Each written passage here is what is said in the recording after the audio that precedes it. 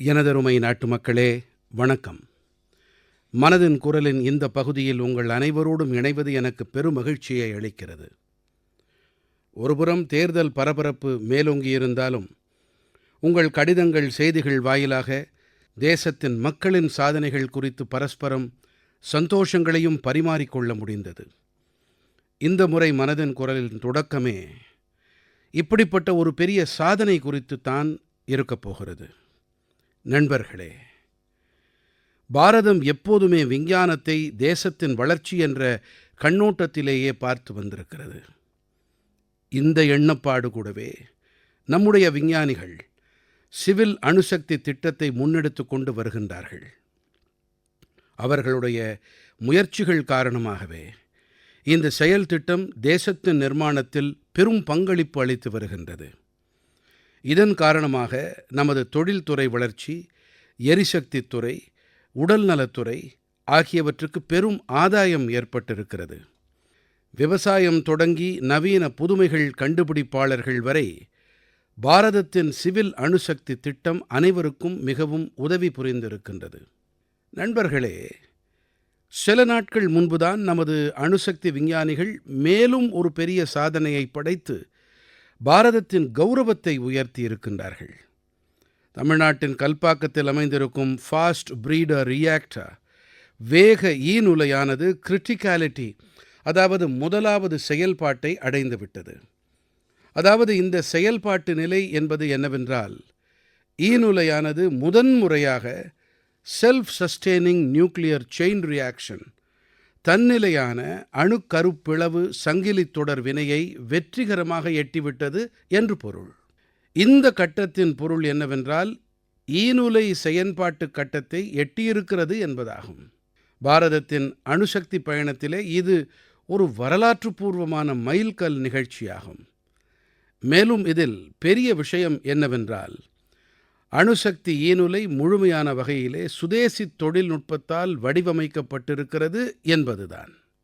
நண்பர்களே, இதை ஈநுலை என்று ஏன் கூறுகிறோம் தெரியுமா?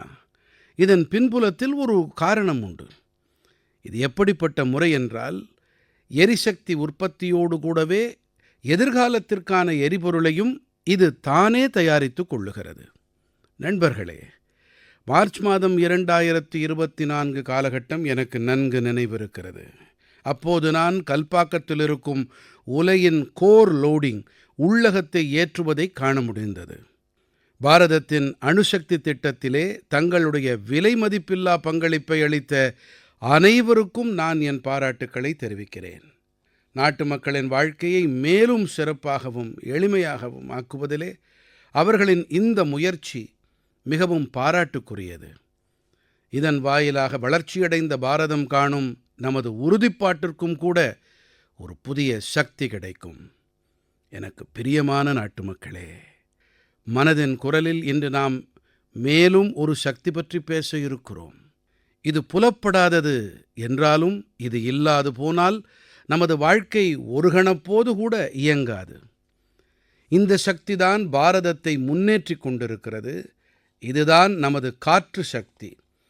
நமது பண்டைய நூல்களிலே வாயுர்வா இதி வ்யஷ்டிஹி வாயுரவை சமஷ்டிஹி, அதாவது காற்று என்பது ஒரு தத்துவம் மட்டுமல்ல, அது வாழ்க்கையின் சக்தியாகும். இது முழுமைக்குமான சக்தி. நண்பர்களே, இன்று இந்த காற்று சக்திதான் பாரதத்தின் முன்னேற்றத்தின் புதிய கதையை எழுதிக் கொண்டிருக்கிறது. காற்றின் சக்தியில் பெரியதொரு சாதனையை நாடு தற்போதுதான் படைத்திருக்கிறது. இப்போது பாரதத்தின் காற்று சக்தி உற்பத்தி திறன் 56 கிகாவாட்டுக்கும் அதிகமானதாக ஆகிவிட்டது. கடந்த ஓராண்டிலே சுமார் 6 கிகாவாட் அளவுக்கு புதிய திறன் அதிகரிக்கப்பட்டது. காற்று சக்தி துறையிலே பாரதம் விரைவாக முன்னேறி வருகிறது. உலகெல்லாம் நம்மை ஏறெடுத்து பார்த்து கொண்டிருக்கிறது. நண்பர்களே, இன்று பாரதம் காற்று சக்தி திறனில் உலகின் 4வது இடத்திலே இருக்கிறது. இது நம்முடைய பொறியாளர்களின் உழைப்பின் பலன். இது நமது இளைஞர்களின் உழைப்பின் பலன். இது நாட்டு மக்களின் ஒருங்கிணைந்த உறுதிப்பாட்டின் விளைவு. நண்பர்களே, குஜராத், தமிழ்நாடு, மகாராஷ்டிரம், ராஜஸ்தானம் என தேசத்தின் பல மாநிலங்கள் இந்த துறையில் தங்களுடைய அடையாளத்தை பதித்திருக்கின்றார்கள். குஜராத்தின் கட்ச், பாட்டன், பனாஸ்காண்டா என முன்பெல்லாம் வெற்றுப் பாலைவனமாக காட்சி தரும் பகுதிகளிலெல்லாம் இன்று பெரிய புதுப்பிக்கவல்ல எரிசக்தி பூங்காக்கள் உருவாகி வருகின்றன. இதனால் இளைஞர்களுக்கு ஆதாயங்கள் ஏற்படுகின்றன, புதிய சந்தர்ப்பங்கள் உருவாகின்றன, புதிய திறன்கள் மலர்கின்றன, வேலைக்கான புதிய வாய்ப்புகள் திறக்கப்படுகின்றன. நண்பர்களே, பாரதத்தின் வளர்ச்சிக்காக சூரிய மற்றும் காற்று சக்தி மிகவும் அவசியமானவை. இவை சுற்றுச்சூழல் தொடர்பான விஷயம் மட்டுமல்ல, இவை நமது எதிர்காலத்தின் பாதுகாப்போடு தொடர்புடையவையும் கூட. இவற்றிலே நம் அனைவரின் பங்களிப்பும் அடங்கியிருக்கின்றது. நாம் மின்சாரத்தை சேமிக்க வேண்டும், நாம் தூய்மையான ஆற்றலை கைக்கொள்ள வேண்டும்.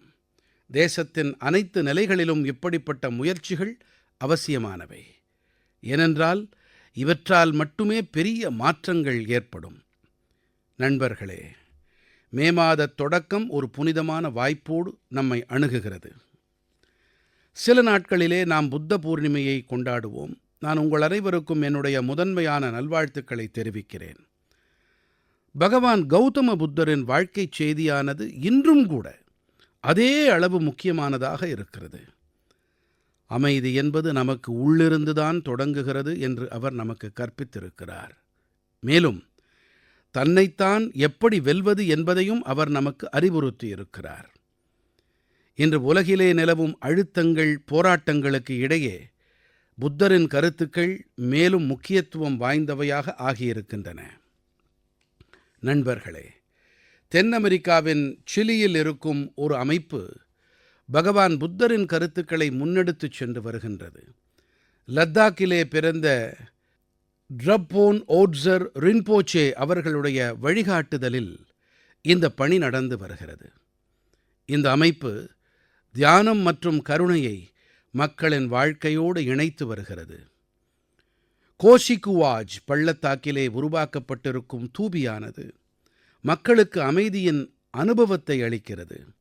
உண்மையிலேயே இது பெருமிதமாக இருக்கிறது. பாரதத்தின் பண்டைய வழிமுறை உலகெங்கிலும் பரவியிருக்கிறது. தொலைவான இடங்களில் இருக்கும் மக்களையும் இது இணைக்கிறது. நண்பர்களே, பௌத்த பாரம்பரியம் இயற்கையோடு இணைவதையும் நமக்கு கற்பிக்கிறது. பகவான் புத்தருக்கு ஞானம் ஒரு மரத்தடியிலே பிறந்தது. இயற்கை நமது வாழ்க்கையின் இணைபிரியா அங்கமாகும். தேசத்திலும் கூட இப்படிப்பட்ட முயற்சிகள் நடந்து வருகின்றன. கர்நாடகத்தின் கர்மா மடாலயம் இதற்கான ஒரு அருமையான எடுத்துக்காட்டாகும். இந்த மடாலயம் ஒரு உயிர்ப்புடைய வனப்பகுதி.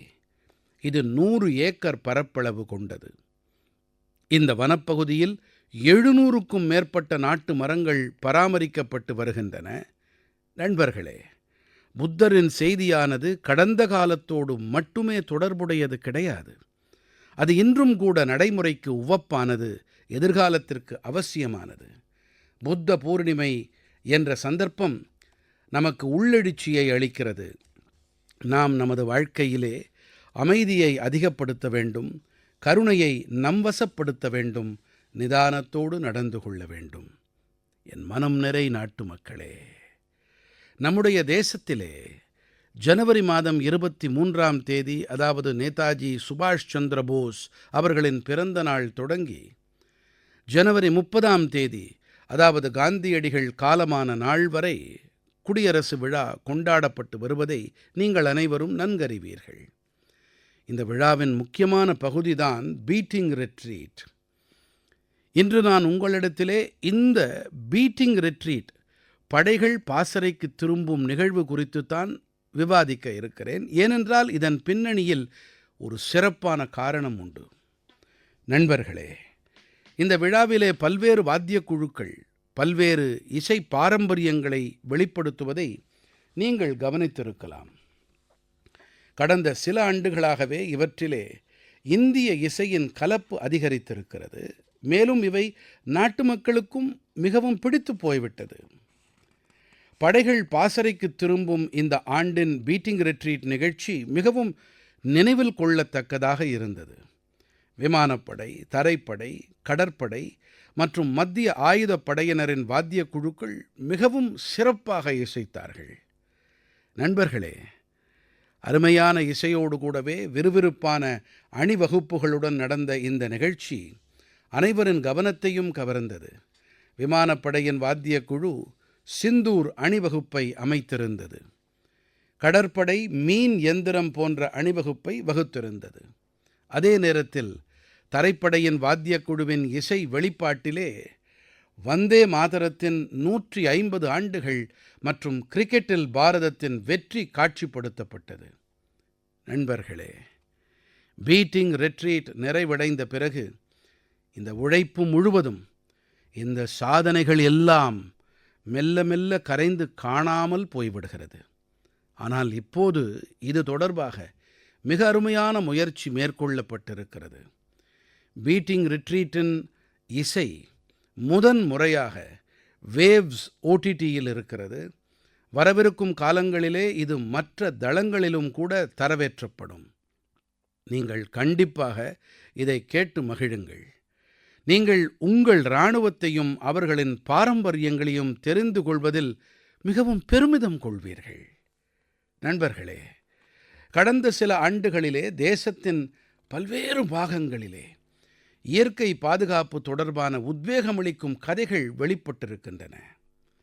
இந்தச் சம்பவங்களெல்லாம் நமக்கு நம்பிக்கை ஊட்டும் அதே வேளையில் பெருமிதமூட்டவும் செய்கின்றன. சில உதாரணங்களை நான் மனதின் குரல் நேயர்களோடு பகிர்ந்து கொள்ள விரும்புகிறேன். இவற்றைக் கேட்டு உங்கள் மனம் குதூகலிக்கும். முதல் விஷயம் கட்ச் பகுதியின் ரண் பற்றியது. மழை நின்று போன பிறகு இங்கே இருக்கும் நிலம் உயிர் பெற்று விடுகிறது. ஒவ்வொரு ஆண்டும் லட்சக்கணக்கான ஃப்ளாமிங்கோ பறவைகள் இங்கே வருகை புரிகின்றன. இந்த பகுதி முழுவதுமே ரோஜா நிறம் பெற்று விடுகிறது. ஆகையால் இதை ஃப்ளாமிங்கோ நகரம் என்றே அழைக்கின்றார்கள். இந்த பறவைகள் இங்கேயே கூடு கட்டுகின்றன, தங்களுடைய குஞ்சுகளை வளர்க்கின்றன. கட்ச் பகுதி மக்கள் இவற்றை லாகாஜி கே பாராத்தி, அதாவது லாகாஜியுடைய கல்யாண ஊர்வலத்தார் என்று அழைப்பார்கள். இப்போது லாகாஜியுடைய இந்த கல்யாண ஊர்வலத்தார் கட்ச் பகுதியின் சுற்றுச்சூழல் பாதுகாப்பிற்கு மிகப்பெரிய அழகான அடையாளமாக ஆகிவிட்டனர். நண்பர்களே, அடுத்த நிகழ்ச்சி மனிதனுக்கும் வன விலங்குகளுக்கும் இடையிலான ஒத்தாசை பற்றியது. இது உத்தரப்பிரதேசத்தைச் சேர்ந்தது. இங்கே தாராயி, அதாவது அடிவாரப் பகுதிகளில் அறுவடை காலத்தில் யானைகளின் கூட்டம் கிராமத்தை நோக்கி படையெடுக்கத் தொடங்கும். இதனால் மோதல் ஏற்படக்கூடிய அச்சம் அதிகரிக்கிறது. ஆனால் இப்போதோ உத்தரப்பிரதேசத்திலும் கூட கஜ் மித்ர, அதாவது யானை தோழன் போன்ற முயற்சிகள் தொடங்கிவிட்டன. கிராமத்தவர்கள் குழு அமைத்து யானைகளின் மீது கவனத்தை செலுத்துகிறார்கள். அவர்கள் குறித்த காலத்தில் மக்களை எச்சரிக்கை செய்கிறார்கள். இதனால் மோதல் குறைந்து வருவதோடு மக்களிடம் நம்பிக்கை அதிகரித்து வருகிறது. நண்பர்களே, மத்திய பிரதேசத்திலிருந்தும் கூட ஒரு அருமையான விஷயம் வந்திருக்கிறது. சத்தீஸ்கடில் பிளாக் பக், அதாவது கலைமான் மீண்டும் தென்படத் தொடங்கி இருக்கிறது. ஒரு காலத்தில் இவற்றின் எண்ணிக்கை மிகவும் குறைந்திருந்தது. ஆனால் தொடர் முயற்சிகளின் விளைவாக எண்ணிக்கை அதிகரித்திருக்கிறது. இன்று இவை மீண்டும் திறந்த வெளிகளில் ஓடித் திரிவதை காண முடிகிறது. நமது இழந்த மரபின் மீட்சி இது. இதே போன்ற நம்பிக்கை கிரேட் இண்டியன் பஸ்டர்ட் கான மயில் பாதுகாப்பிலும் தென்படுகிறது. இந்த பறவை நமது பாலைவனப் பகுதிகளின் அடையாளமாக கருதப்பட்டது. ஆனால் ஒரு காலத்தில் இவற்றின் எண்ணிக்கை மிகவும் குறைந்து போனது. எந்த அளவுக்கு என்றால் இந்த பறவை வழக்கொழிந்து போகும் அபாயம் ஏற்பட்டு விட்டது. ஆனால் இப்போது இவை பாதுகாக்கப்பட பெரிய இயக்கங்கள் நடந்து வருகின்றன. விஞ்ஞான முறைகள் கையாளப்பட்டு இனப்பெருக்க மையங்கள் அமைக்கப்பட்டிருக்கின்றன. இப்போது புதிய உயிர்களின் தொடக்கம் கண்ணுக்கு தெரிகிறது.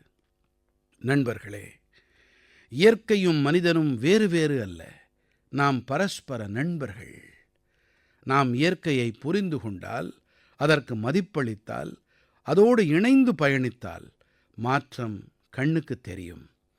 இன்று இந்த மாற்றம்தான் அனைத்து இடங்களிலும் புதிய நம்பிக்கையாக துளிர்த்து காட்சியளிக்கிறது.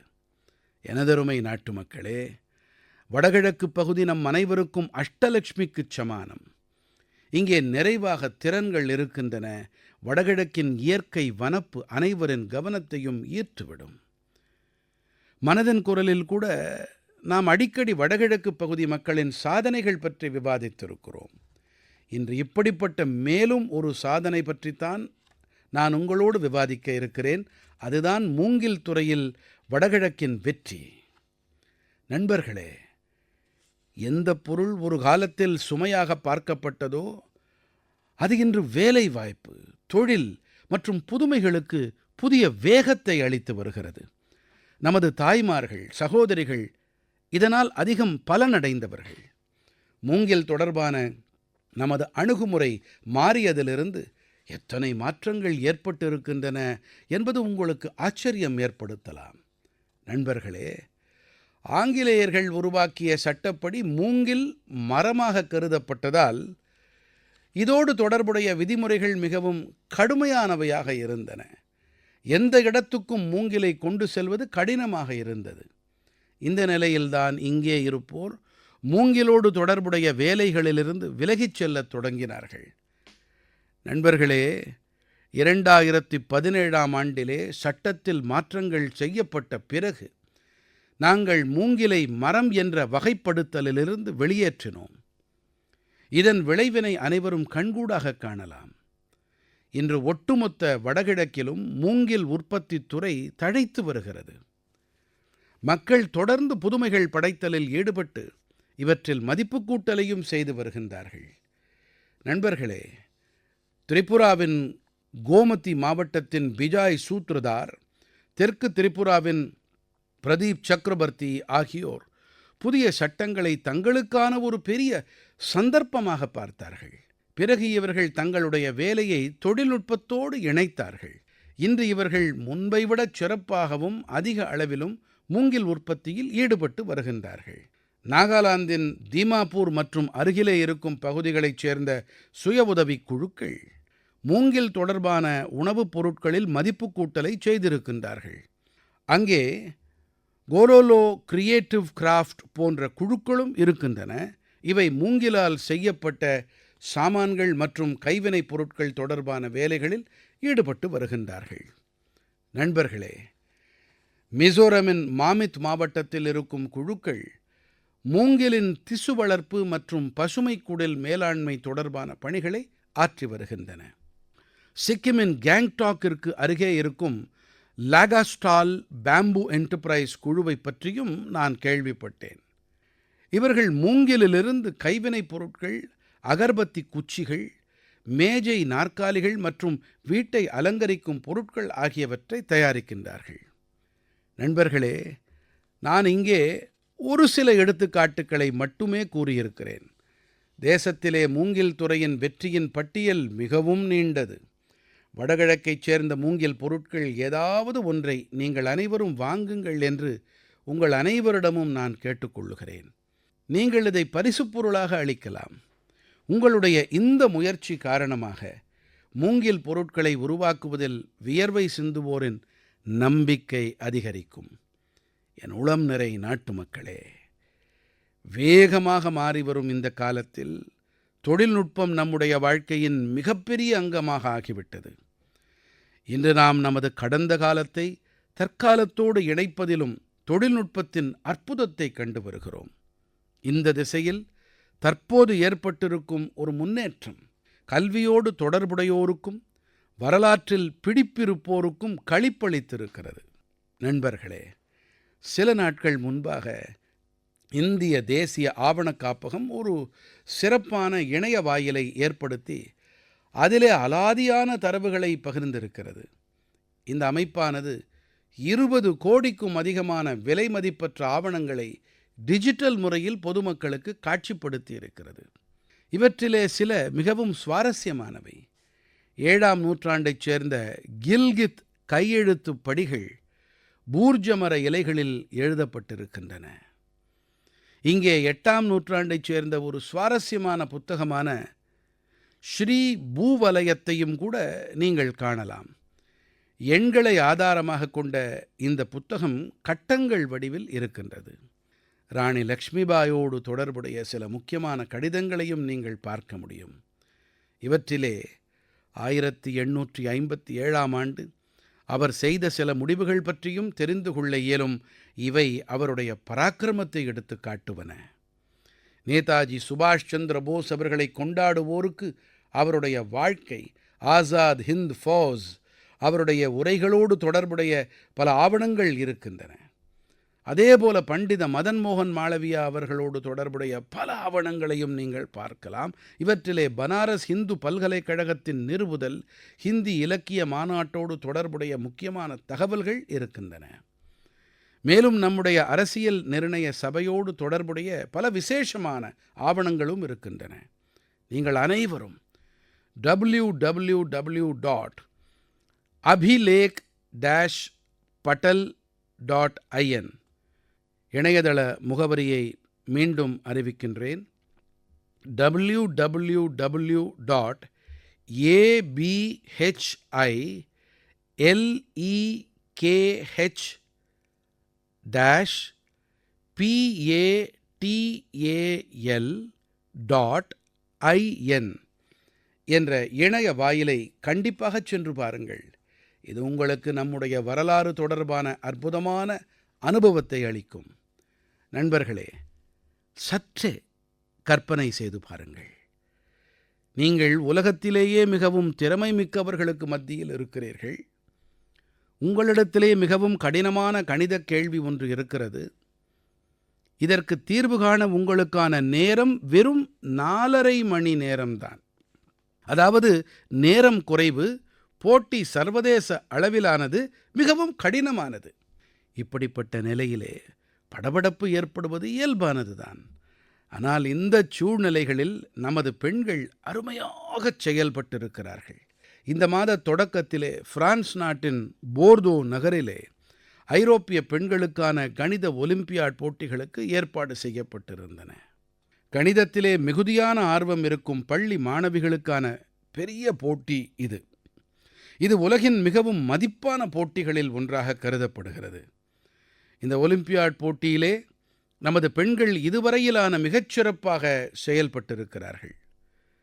இந்த திறமைகள் மிகு அணி எனக்கு பெருமிதம் அளிக்கிறது. இதிலே மும்பையைச் சேர்ந்த ஸ்ரேயா முந்தடா, திருவனந்தபுரத்தைச் சேர்ந்த சஞ்சனா சாக்கோ, சென்னையின் ஷிவானி பரத்குமார், கோல்கத்தாவின் ஸ்ரீமோயி பெரா ஆகியோர் அடங்குவர். நம்முடைய அணி உலகிலே 6வது இடத்தை பிடித்தது. ஸ்ரேயா தங்கப்பதக்கம் வென்று வரலாறு படைத்திருக்கிறார். சஞ்சனா வெள்ளிப்பதக்கமும் ஷிவானி வெண்கலப் பதக்கமும் வென்றார்கள்.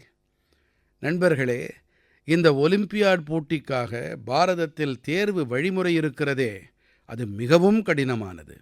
இது ஒரு பல்லடுக்கு தேர்வு முறை. இதிலே பிராந்திய, மாநில மற்றும் தேசிய அளவிலான கடினமான சவால்களை தாண்ட வேண்டியிருக்கிறது. இதற்கு பிறகு மிகவும் சிறப்பாக செயல்பட்டிருக்கும் மாணவர்கள் 1 மாத காலம் வரை கணிதப் பயிற்சி முகாமிலே பயிற்சி பெறுகிறார்கள். இந்த முகாம் Tata institute of fundamental research மற்றும் Homi Bhabha centre for science education அமைப்புகளிலே ஏற்பாடு செய்யப்படுகிறது. இந்த முகாமின் நிறைவில் அணிக்காக தேர்வுச் சோதனை நடத்தப்படுகிறது. இதிலே செயல்பாட்டின் அடிப்படையில் மட்டுமே பாரத அணி தேர்வு செய்யப்படுகிறது. நண்பர்களே, ஒவ்வொரு ஆண்டும் நாடெங்கிலும் இருந்தும் சுமார் 6 லட்சம் மாணவர்கள் இந்த கணித ஒலிம்பியாட் போட்டிகளில் பங்கெடுக்கிறார்கள். காலப்போக்கில் இந்த எண்ணிக்கை தொடர்ந்து அதிகரித்து வருகிறது. அதாவது தேசத்தின் பெண்களுக்கு இடையே ஒலிம்பியாட் போட்டிகளின் கலாச்சாரம் விரைவாக பிரபலமாகி வருகிறது. இந்த புத்திசாலி குழந்தைகளுக்கு துணையாக இருக்கும் அவர்களுடைய பெற்றோர் பாராட்டுக்குரியவர்கள். எனதருமை நாட்டுமக்களே, நம்முடைய தேசத்திலே இப்போது ஒரு மிக முக்கியமான இயக்கம் நடந்து வருகிறது. இதைப் பற்றி ஒவ்வொரு இந்தியரும் தெரிந்து கொள்ள வேண்டியது அவசியமானது. அதுதான் மக்கட்தொகை கணக்கெடுப்பு என்ற இயக்கம். இது உலகின் மிகவும் பெரிய கணக்கெடுப்பு. நண்பர்களே, உங்களில் பலரும் முன்னர் இதுபோன்ற செயல்முறையை கடந்து வந்திருப்பீர்கள். இந்த முறை கணக்கெடுப்பு தொடர்பான அனுபவம் மிகவும் வித்தியாசமானதாக இருக்கப் போகிறது. 2027க்கான மக்கள் தொகை கணக்கெடுப்பு டிஜிட்டல் மயமாகிவிட்டது. அனைத்து தகவல்களும் நேரடியாக டிஜிட்டல் வழியாக பதிவு செய்யப்படும்.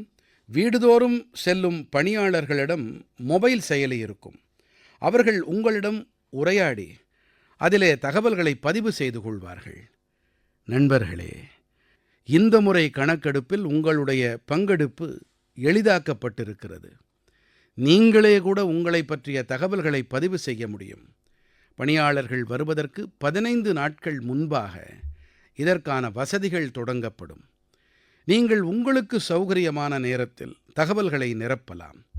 நீங்கள் செயல்பாட்டை நிறைவு செய்யும் போது உங்களுக்கு ஒரு சிறப்பான அடையாள எண் கிடைக்கும். இந்த அடையாள எண் உங்களுடைய செல்பேசி அல்லது மின்னஞ்சல் வாயிலாக கிடைக்கப்பெறும். பிறகு பணியாளர்கள் உங்கள் இல்லம் வரும்போது நீங்கள் இந்த அடையாள எண்ணை காட்டி தகவல்களை நிறைவு செய்து கொள்ளலாம். ஆகையால் மீண்டும் தகவல்களை அளிக்க வேண்டிய கட்டாயமில்லை. நேரமும் மிச்சம், செயல்பாடும் சுலபம். நண்பர்களே, எந்த மாநிலங்களில் முதல் கட்ட சுய கணக்கெடுப்பு நிறைவெய்தி விட்டதோ அங்கே கணக்கெடுப்பு பணியாளர்கள் வாயிலாக வீடுகளின் பட்டியலிடும் பணி தொடங்கப்பட்டு விட்டது. இதுவரை கிட்டத்தட்ட 1,20,00,000 குடும்பங்களின் வீடுகளை பட்டியலிடும் பணி நிறைவடைந்து விட்டது. நண்பர்களே, தேசத்தின் மக்கள் தொகை கணக்கெடுப்பு என்பது வெறும் அரசுப் பணி மட்டுமல்ல, இது நம் அனைவரின் பொறுப்புமாகும். உங்களின் பங்களிப்பு இதிலே மிகவும் அவசியமாகும். நீங்கள் அளிக்கும் தகவல்கள் முழுமையாக பாதுகாக்கப்பட்டு, இரகசியமாக வைத்திருக்கப்பட்டு, டிஜிட்டல் பாதுகாப்போடு பராமரிக்கப்படும். வாருங்கள், நாம் அனைவரும் இணைந்து இந்த செயல்பாட்டிலே பங்கெடுப்போம். மக்கள் தொகை கணக்கெடுப்பு 2027ஐ வெற்றி பெறச் செய்வோம். நண்பர்களே, நமது தேசத்திலே உணவு பாரம்பரியம் என்பது சுவையோடு மட்டும் நின்று போகும் ஒன்றல்ல. இதே பாரம்பரியத்தில் ஒரு சுவாரஸ்யமான பகுதிதான் பாரதத்தின் சீஸ், அதாவது பாலாடை கட்டி. சில நாட்கள் முன்பாக ஒரு ட்வீட் வாயிலாக நான் ஒரு தகவலை பகிர்ந்திருந்தேன். பிரேசில் நாட்டிலே ஏற்பாடு செய்யப்பட்டிருந்த ஒரு சர்வதேச பாலாடை கட்டி போட்டியிலே பாரத நாட்டின் பாலாடை கட்டியின் 2 பிராண்டுகளுக்கு புகழ்மிக்க விருதுகள் கிடைத்தன. இந்த சாதனை பற்றிய விவாதம் சமூக ஊடகத்திலே பரவி காணப்பட்டது. பாலாடை கட்டியின் பல வகைகள் பற்றியும் பேச வேண்டும் என்று பலர் என்னிடம் கேட்டுக்கொண்டார்கள். நண்பர்களே, பாரதத்தின் பால்வளத்துறையில் மிகப்பெரிய மாற்றம் ஏற்பட்டு கொண்டிருக்கிறது. இந்த துறையிலே மதிப்புக்கூட்டல் காரணமாக நமது பாரம்பரியமான சுவைக்கு புதியதொரு அடையாளம் கிடைத்திருக்கிறது. இன்று பாரத நாட்டு பாலாடை கட்டி உலகெங்கிலும் தனக்கென ஒரு அடையாளத்தை ஏற்படுத்தி கொண்டிருக்கிறது. காலை உணவாகட்டும், மதிய உணவாகட்டும், இரவு உணவாகட்டும், உலகின் உணவுத் தட்டுக்களில் பாரத நாட்டின் சுவை சென்றடைந்திருக்கிறது. ஜம்மு காஷ்மீரின் கலாரி பாலாடை கட்டியையே எடுத்துக்கொள்வோமே. இது காஷ்மீரின் மொசரெலா என்று அழைக்கப்படுகிறது. குஜ்ஜர் பக்கர்வால் சமூகத்தைச் சேர்ந்தவர்கள் தலைமுறை தலைமுறையாக இதை தயாரித்து உண்டு வந்திருக்கிறார்கள். அதேபோல சிக்கிம், அருணாச்சல பிரதேசம் மற்றும் லத்தாக்கிலே சுர்பி மிகவும் பிரசித்தி பெற்றது. மலைகளின் தூய்மையையும் அழகையும் இதன் சுவையிலே உணர முடியும். இந்த பாலாடை கட்டியின் சிறப்பு அம்சம் என்னவென்றால், இது யாக் மாட்டின் பாலை கொண்டு தயாரிக்கப்படுகிறது. நண்பர்களே, மகாராஷ்டிரம் மற்றும் குஜராத்திலே டோப்சீனு பனீர், இதை சூர்த்தி பாலாடை கட்டி என்றும் அழைப்பார்கள். இவற்றுக்கும் ஒரு தனி அடையாளம் இருக்கிறது. நான் இங்கே சில பெயர்களை மட்டுமே குறிப்பிட்டிருக்கிறேன். ஆனால் நமது தேசத்திலே சுவை மிகவும் பரந்து விரிந்துபட்டது. இன்று இந்த பாரம்பரியத்திற்கு ஒரு புதிய சக்தி கிடைத்து வருகிறது. பல பாரத நாட்டு நிறுவனங்கள் இந்த துறையில் முதலீடு செய்து வருகிறார்கள். நவீன தொழில்நுட்பம் வருகிறது, சிறப்பான பேக்கேஜிங் செய்யப்படுகிறது, நமது உற்பத்தி உலகத் தரத்தோடு முன்னேறி வருகிறது. இதன் விளைவாக பாரத நாட்டு பாலாடை கட்டி இப்போது தேசத்தின் எல்லைகளை தாண்டி உலகச் சந்தைகளிலும் உணவு விடுதிகளிலும் சென்று எட்டி வருகிறது. இன்று நாம் உள்ளூரிலிருந்து உலகளாவிய நிலை வரை பேசுகிறோம். அதிலே பாரத நாட்டு பாலாடை கட்டி என்ற எடுத்துக்காட்டு நமக்கு முன் செல்லும் பாதையை எடுத்துக் காட்டுகிறது. பாரத நாட்டின் சுவை, பாரத நாட்டின் பாரம்பரியம், பாரத நாட்டின் தரம் உலகத்தோருக்கு ஒரு புதிய அனுபவத்தை அளிக்கும், பாரத நாட்டோடு புதியதொரு இணைப்பை ஏற்படுத்தும் என்பதில் எனக்கு முழு நம்பிக்கை இருக்கிறது. எனதருமை நாட்டுமக்களே, இந்த மாதம் தேசத்தின் பல பாகங்களில் புது வருடத்தோடு கூடவே பல பண்டிகைகள், விழாக்கள் கொண்டாடப்பட்டன. சில நாட்களுக்குப் பிறகு மே மாதம் 9ஆம் தேதியன்று பொச்சிஷே போல்ஷாக் சந்தர்ப்பத்திலே குருதேவர் டகோரின் பிறந்த நாளை நாம் கொண்டாட இருக்கிறோம். குருதேவர் பன்முகத் திறமைகள் கொண்ட ஒரு ஆளுமை ஆவார். அவர் ஒரு பெரும் கவிஞர், சிந்தனைவாதியும் கூட. அவர் பல புகழ்மிக்க அமைப்புகளுக்கு வடிவம் கொடுத்தவர். நிலையான வேலைவாய்ப்பை உறுதி செய்யும் அதே வேளையில் கிராமங்களுக்கு வளம் சேர்க்கும் தொழில்களின் ஆதரவாளராக இருந்தவர் குருதேவ் டகோர். அவருடைய ரபீந்திர சங்கீதத்தின் தாக்கம் இன்றும் கூட உலகெங்கிலும் நம்மால் காண முடியும். சாந்தி நிகேதனத்திற்கு நான் மேற்கொண்ட பயணங்கள் என்னால் மறக்க முடியாதவை. இந்த அமைப்பை அவர் முழு அர்ப்பணிப்பு உணர்வோடு உருவாக்கி மெருகூட்டினார். அவருக்கு மீண்டும் ஒருமுறை என்னுடைய பணிவான நினைவாஞ்சலிகள். நண்பர்களே, மே மாதம் 1857 என்பது முதல் சுதந்திரப் போரின் நினைவலைகளை கொண்டு வந்து சேர்க்கிறது. மக்களிடம் தேசபக்தி உணர்வை தட்டி எழுப்பிய பாரத அன்னையின் அனைத்து வீர புதல்வர்களுக்கும் நான் தலை வணங்குகிறேன். இந்த வேளை பள்ளி மாணவர்களின் விடுமுறை காலமும் கூட. அவர்கள் தங்கள் விடுமுறையை நன்றாக கழிக்கட்டும், புதியதாக ஒன்றை கற்கும் முயற்சியை மேற்கொள்ளட்டும் என்று நான் வேண்டிக் கொள்ளுகிறேன். இந்த கோடைக்காலத்தில் நீங்கள் அனைவரும் உங்களுடைய உடல் நலத்தை நன்றாக கவனித்துக் கொள்ளுங்கள். சில புதிய விஷயங்களோடும் நாட்டு மக்களின் சில புதிய சாதனைகளோடும் அடுத்த மாதம் உங்களை நான் மீண்டும் சந்திக்கிறேன். பல பல நன்றிகள்.